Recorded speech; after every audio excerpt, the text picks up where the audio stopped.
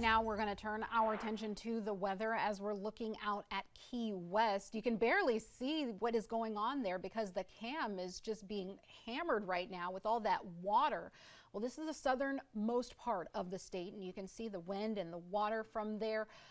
This is just what we want to let you know about because, of course, a lot of people are wondering, well, what does that mean for here? And you guys have been giving us some good news, Alicia, about at least for our part.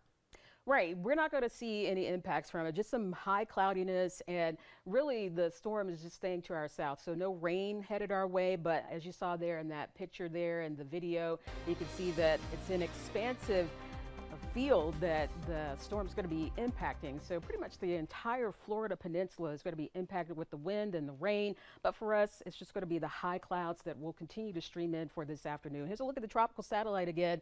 This is the infrared imagery showing you how this storm is continuing to push towards the north now. And here is the infrared satellite imagery with the radar laid on top of it. And you can see how the rain is continuing to work its way across portions of the Florida peninsula.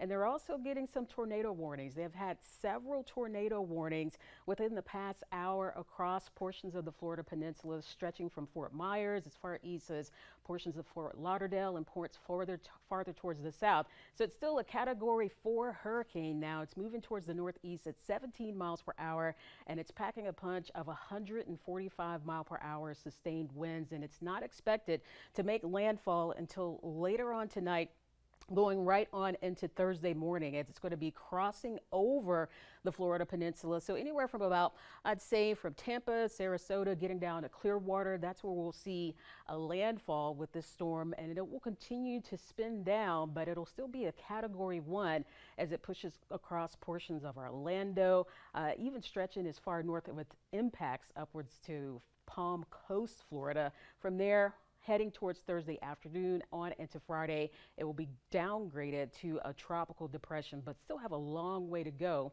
with this hurricane as they're going to see water level rise, also have to deal with the tornadic activity and also some flooding as well. Here's a live look now in Gastonia. You can see we've got the blue skies, the sunshine, and some high cloudiness there, but overall we're looking at dry conditions in our area. Another look here at the water vapor imagery.